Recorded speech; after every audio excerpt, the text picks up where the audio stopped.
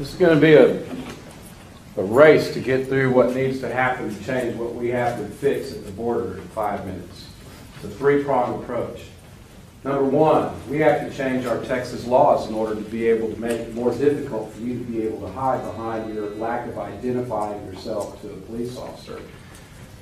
How does that happen? The Border Patrol has what's known as, or the feds have what's known as a border zone, and that border zone extends from the river 10 miles or so inward. In that area, a lot of the things that are required by law enforcement to be able to enforce the laws are a lot more lax. For that matter, that would be, for an example, that would be probable cause. In Texas, typically, in order for a police officer to stop you, he has to have probable cause. He has to have some reason for why it is that he's going to turn the lights on and turn you into a potential criminal.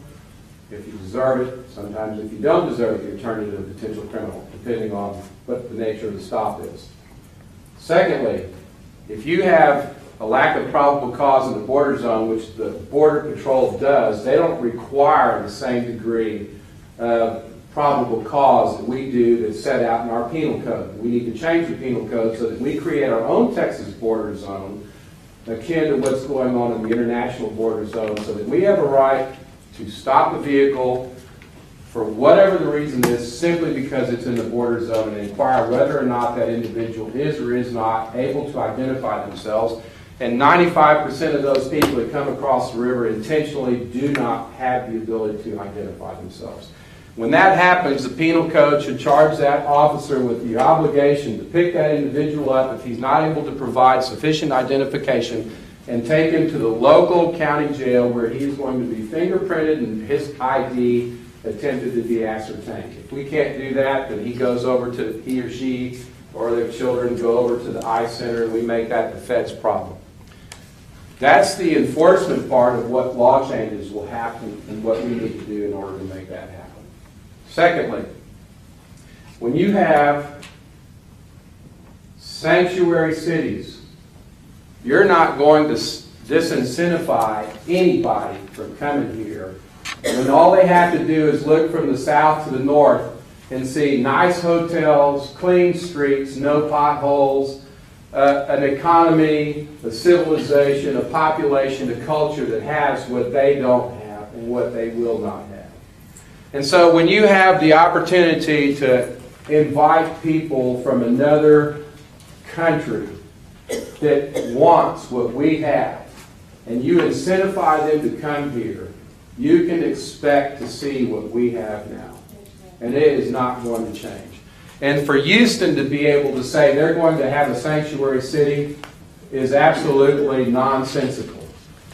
Illegal aliens that are up here without driver's licenses and without insurance, and one of which ran into one of our vehicles at Royal Disposal and totaled it. $500,000 our insurance company paid. And what happened to that individual? The HPD came up. He couldn't prove who he was. They wrote him a ticket utilizing whatever his name was. And did you think he went to court? You gotta be kidding. My insurance company, your insurance company, and our cost of doing business went up $500,000, and we had to pay the deductible. The next thing is, you can put as many people on that border as you want. And we certainly need a lot more. But when you put the rules of engagement such that you can't do a darn thing when they're there, why should they be there? It's a waste of money. Do you remember back in the 1830s when we could sit there and watch the TV about the 1830s, and we had sheriffs and we had posses? What's wrong with that idea? Because there's a little-known agency that hasn't got the same authority that it used to have, and it's called the Texas Rangers. And back in the 1830s, they were clothed with that responsibility. And in fact, they are an agency of the Department of Public Safety. Why is it that we have the Minutemen, who are civilized people, civilians is what I'm looking for, that are down there? Some of them may not be civilized. But they're down there, and they're looking at each other into the abyss through binoculars, and they're all, it's like the no man land in Korea, between the North and South Korea border.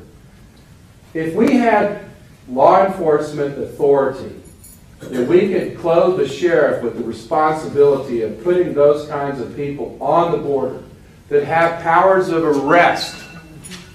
We can do a lot more besides having to ship our DPS guys from 254 counties to the border. Last part, and most importantly, Greg Abbott. Thank God for Greg. Thank God for the fact that he's a lawyer. Because the only way that we're going to turn back what's happening right now is we're going to have to sue the hell out of the federal government. Arizona did it. House Bill 1070 was the result of it, and it was proved to be constitutional.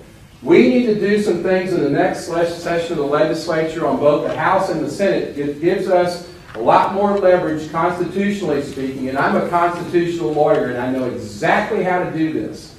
You're going to have to create a compelling state interest, which gives us the right to do a lot more powers in this state because we are overrun.